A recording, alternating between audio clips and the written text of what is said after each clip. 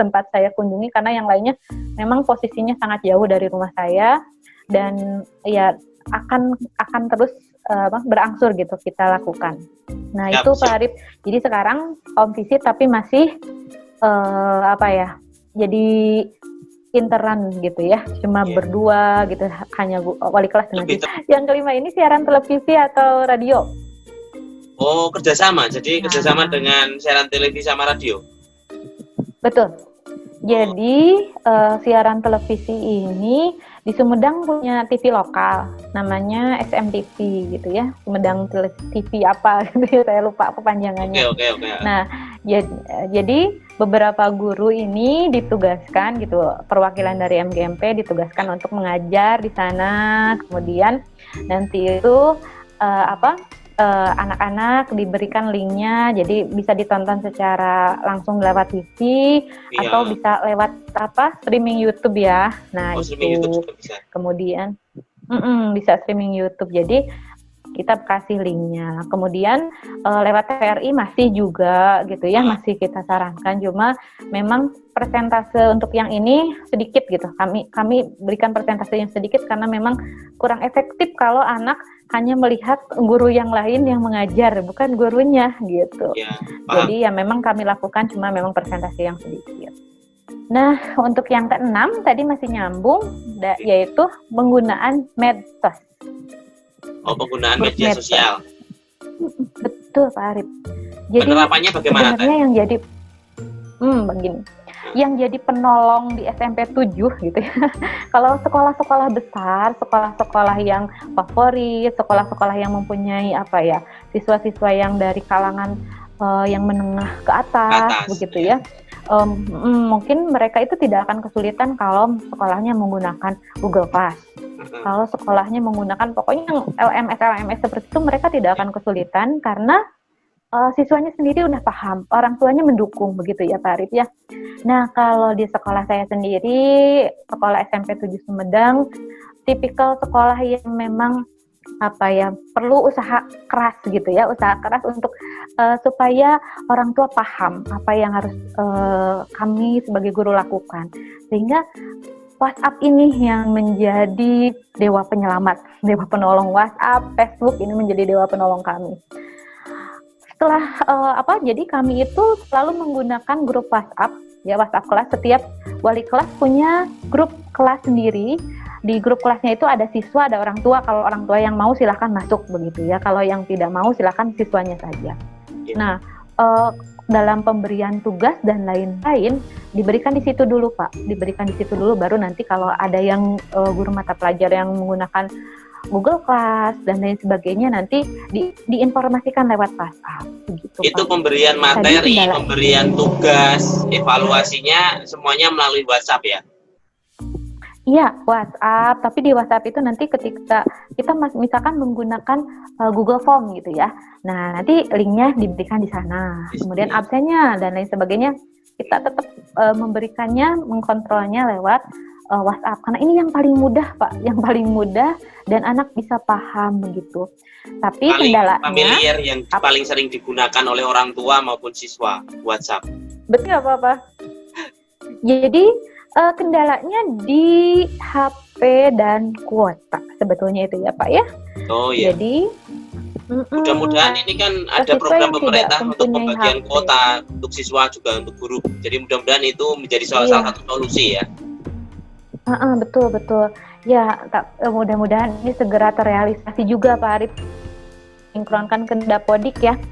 Nah, jadi begini Pak, kendalanya ketika siswa tidak punya HP. Kemudian kami sarankan untuk meminjam HP orang tua atau HP kakaknya atau HP saudaranya, karena kan kami pembelajarannya itu dari jam 8 sampai jam 12. Setiap hari itu ada 2 pelajaran kecuali hari Jumat 1 pelajaran. Nah, kami usahakan pembelajaran itu tuntas. Maksudnya bagaimana tuntas? Jadi sekolah kami gitu sudah memilih materi-materi esensial saja yang disampaikan kepada siswa. Tidak semua materi tuntutan kurikulum kita sampaikan begitu ya, karena tidak akan memadai waktunya. Nah, kita sudah sarankan silahkan pakai yang orang tua, silahkan pakai yang kakak. Maka kalau misalkan kalian bermasalah, waktunya misalkan sedang dipakai oleh orang tua HP-nya, ya boleh nanti mengirimkan malam dan lain sebagainya, tapi hubungi dulu gitu gurunya yang bersangkutan. Tapi ini masih mengalami kendala, Pak. Kalau yang kakaknya tidak punya HP, orang tuanya tidak punya HP, ini jadi kendala juga. Sehingga kami mengelompokkan siswa di zona-zona tertentu, sehingga misalkan dalam satu kelompok itu ada minimal satu HP saja yang bisa digunakan. Yang punya kemudian untuk kuotanya mereka HP ya dalam satu kelompok itu. Betul. Dan kuotanya bisa patungan. Oh gitu. iya. Lebih ringan sehingga tidak memberat. Betul, Pak. Okay. Itu baik. Bu Santi, mohon maaf saya potong ya. Saya sudah menangkap tadi proses pembelajaran menggunakan media sosialnya. Pertanyaan ini yang paling banyak sering ditanyakan. Ada nggak kira-kira orang tua yang komplain gitu? Ini gimana ini pembelajarannya pakai WhatsApp? Saya pusing, ini belum selesai, tugasnya banyak, kan biasa ya karena kondisi yang seperti ini. Kira-kira ada nggak seperti itu? Terus gimana solusi dari teman-teman dari SMPN seperti itu? Oke. Jadi memang sebetulnya manusiawi ya kalau komplain seperti itu.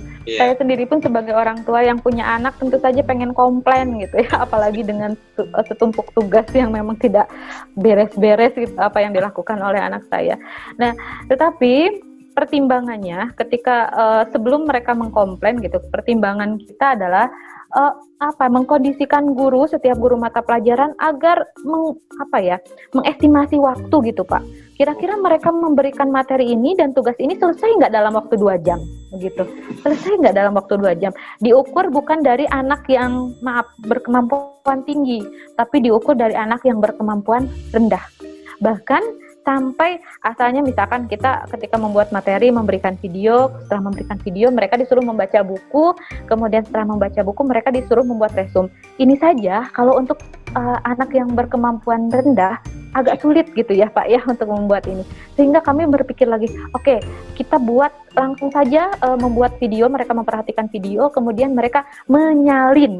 Bukan lagi meresum, tapi menyalin. Dengan proses menyalin itu mereka minimal ada yang mereka baca, ada yang masuk ke otak mereka. Ini. Kemudian protes orang tua, betul. Dari protes orang tua, kami juga mendapatkan protes. Kenapa sih nggak cepet-cepet sekolah gitu ya? Ini kami udah pusing nih, anak seperti ini. Nah kalau kata emosinya, baru tahu loh, susah ngajarin anak gitu, pengennya kayak gitu ya. Tapi kan kita sebagai guru harus profesional ya Pak ya.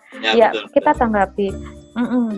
Jadi nggak ke sekolah itu bukan keinginan guru. Betul kan Pak ya?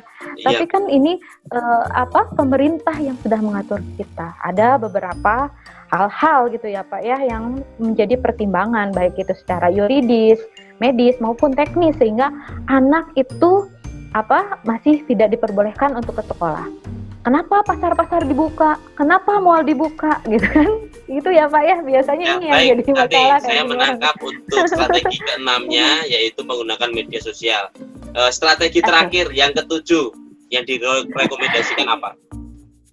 Oke, yang ke-7 adalah penugasan secara berkala dan terukur. Sebenarnya ada yang ke-8, sekarang yang terbaru adalah parenting. Nah ini tadi nyambung ya Pak. Yang parenting sebetulnya itu bagaimana itu? Iya tadi. Bagaimana kita cara parenting itu orang tua didatangkan ke sekolah, kemudian kita berikan arahan, kemudian bagaimana cara mendidik anak, tugasnya apa saja dan lain sebagainya gitu ya. Dan kami sudah melakukan itu walaupun memang agak sulit juga. Terus akhirnya orang tua mengerti tidak itu? Alhamdulillah orang tua mulai paham. Kalau misalkan mereka masih belum paham, ya tadi solusi yang kedua adalah home visit tadi. Ketika kita home visit, wali kelas home visit, orang tua pasti lebih paham daripada orang tua menggunakan kelas besar untuk kadang-kadang untuk ngobrol langsungnya agak susah gitu ya. Tapi kalau dengan home visit kita bertemu dengan anaknya, kita bertemu dengan orang tuanya, wah orang tua masih paham gitu. Kemudian mereka mendukung sekali pembelajaran. Luar biasa. Berarti ada 7 strategi pembelajaran, pendekatan pembelajaran yang bisa digunakan, yang sudah di-sharing sama Ibu Duta Sains tadi, Bu Santi. Bu Santi, mohon maaf ini saya bantu untuk sedikit merekap. Nanti kalau ada kekurangan mohon dibenarkan. Yang pertama tadi menggunakan virtual learning teman-teman, jadi nanti bisa menggunakan ya seperti biasa kita gunakan fasilitas digital tool yang ada di internet. Yang kedua ini yang menurut saya sangat menarik, menggunakan berbasis proyek, jadi anak-anak diberikan seperti tugas ataupun yang berbasis proyek, dan itu semuanya terintegrasi untuk semua mapel ya, apapun mapelnya bisa dimasukkan di dalam itu. Ini menarik, bisa kita contoh. Yang ketiga tadi pengembangan modul kalau tidak salah ya Bu ya. Jadi SMP 7 Sumedang mengembangkan modul untuk membackup apabila digital learning-nya tidak bisa berjalan. Yang keempat tadi home visit kah? Atau apa yang kelewatan saya? Keempat home visit. Home visit, tapi ini terbatas ya karena zonanya sudah menjadi merah, sehingga kalau merah mungkin kalaupun harus bertemu dengan anak itu sangat-sangat terbatas, hanya 2 orang, itu pun juga harus jaga jarak begitu. Yang kelima dan yang keenam tadi penggunaan medsos ya Bu ya, sama penggunaan TV lokal. Wah, di Sumedang ada TV lokalnya Bu. Di sini belum ada dan semoga adalah TV lokalnya. Kalau radio mungkin juga bisa Bu digunakan ya di teman-teman yang lain, mungkin radio lokal itu kan pasti ada di setiap kabupaten. Yang keenam tadi medsos, luar biasa ini penjelasan dari Bu Santi lengkap, bahkan ada kendalanya ketika orang tua keberatan dan sebagainya. Ketujuh tadi ada penugasan berkala, dan yang terakhir parenting. Mungkin yang terakhir ini menurut saya sangat menarik Bu, karena tidak semua sekolah mengerti untuk memahamkan orang tua, agar orang tua bisa mengerti dan memaklumi bahwa kondisi seperti ini juga tidak kita harapkan sebagai guru kan. Betul. Betul sekali. Terima kasih Bu Santi. Mungkin pertanyaan terakhir untuk Bu Santi, harapannya untuk anak-anak, harapan untuk guru Indonesia di masa pandemi seperti ini bagaimana Bu? Iya. Pertanyaannya yang terakhir ya Pak ya. Jadi begini, sebetulnya harapan utama adalah corona segera berakhir. Harapan utama adalah corona segera berakhir. Kemudian untuk harapan yang lainnya, harapan kepada siswa-siswa kita seluruh Indonesia, tetaplah semangat belajar, intinya itu ya. Tetaplah semangat belajar dalam kondisi seperti ini. Kalian tetap harus belajar, kemudian jaga kesehatan juga, jaga imun kalian. Tetap bersabar intinya itu ya kepada siswa-siswa kita. Dengan kondisi corona seperti ini, jangan menjadikan kalian menjadi malas gitu, menjadi tidak kreatif, tapi gunakanlah waktu yang kalian miliki ini menjadi waktu yang produktif begitu. Kemudian untuk para guru-guru di seluruh Indonesia, jangan menyerah. Mari kita never give up. Jadi mari kita sebagai guru cari inovasi-inovasi baru. Bagaimana kita teliti apa sih yang menjadi kesulitan siswa ketika pembelajaran seperti ini. Jangan hanya menjejali tuntutan kurikulum kepada siswa gitu ya, yang seabrek gitu, sedangkan kemampuan daya serap siswa ini sudah rendah, kemudian daya dukung dan lain sebagainya misalkan tidak ada, sedangkan kita memaksakan, akhirnya guru-guru bisa stres. Kalau stres, daya imun berkurang. Kalau daya imun berkurang, mudahlah si corona menghampiri. Maka dari itu saya berkata satu lagi, harapannya jangan menyerah, tetap semangat dan tetap sehat. Luar biasa Bu Santi sudah berkenan membagi pengalaman terbaiknya ataupun strategi pembelajaran di saat pandemi. Bu Santi, terima kasih. Untuk teman-teman, nanti bagi ada yang pengen bertanya, silahkan komentar di kolom komentar. Silahkan berikan di kolom komentar. Nanti Bu Santi sendiri yang akan memantau, yang akan menjawab komentarnya biar lebih interaktif ya, tidak hanya satu arah saja. Bu Santi, terima kasih atas waktunya. Semoga ini bermanfaat dan menginspirasi bagi teman-teman yang lainnya. Buat Bu Santi juga salam buat keluarga. Makan yang banyak juga Bu di Sumedang. Oh iya Bu, jangan lupa tahu Sumedangnya dikirim ke saya ya. Di sini. Kalau dikirim masih belum bisa.